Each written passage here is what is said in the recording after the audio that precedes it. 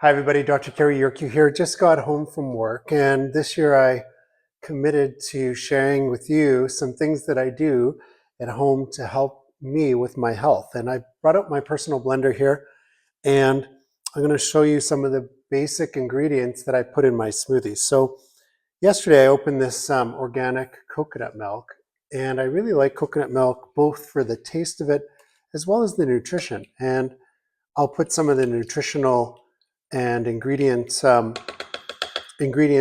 the post below, so you can follow some of my smoothie recipes and know what the nutritional information is. So there's some coconut milk.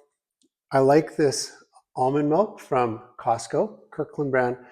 I usually get the non-fortified, but in my pantry I have the fortified. Fortified means they've added some things to it, usually some sugar in there, more calories, but not a ton compared to some of the other smoothies that you can make. Now, on here, it's giving me my measurements, which are in milliliters. I like milliliters because it's a little bit more specific. I like to use grams as well.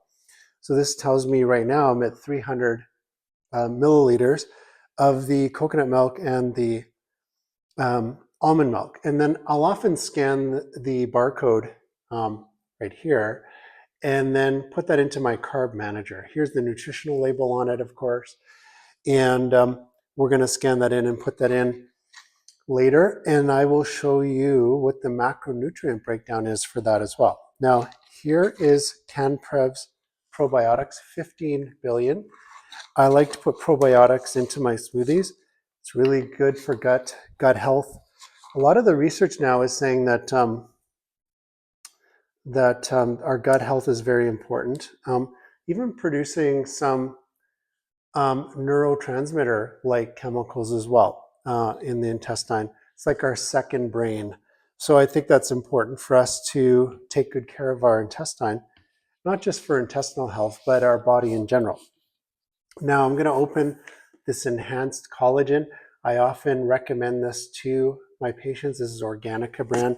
This is good for connective tissue, skin, hair, joints, muscles, ligaments, tendons, all very important. It comes with a scooper.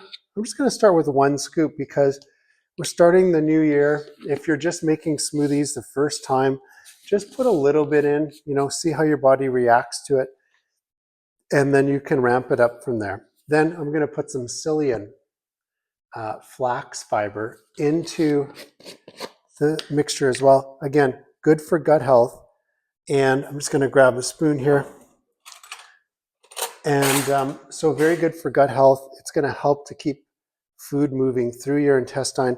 It's going to absorb some bile acids, waste products in your intestine. It's going to suck it out and keep the gut motility going. So that's my smoothie right here. I'm going to put a lid on it. I'm going to blend this up right here. Oops. Make sure it's plugged in. Just blending that up right there. And then we're going to see how this tastes. You can always add a little bit of cocoa into it. I actually have some cocoa that might taste really good. It's natural cocoa without any sugar added to it. That tastes pretty good. It's got a coconut type of flavor, very mild, very nutritious. Again, in this post, I'm going to put all the ingredients that I put into my smoothie, kind of like a recipe for you. And then later in the day, I'm going to log that into my carb manager. I'll be sharing my carb manager entries with you to give you some ideas on what you can do for your own health in 2025.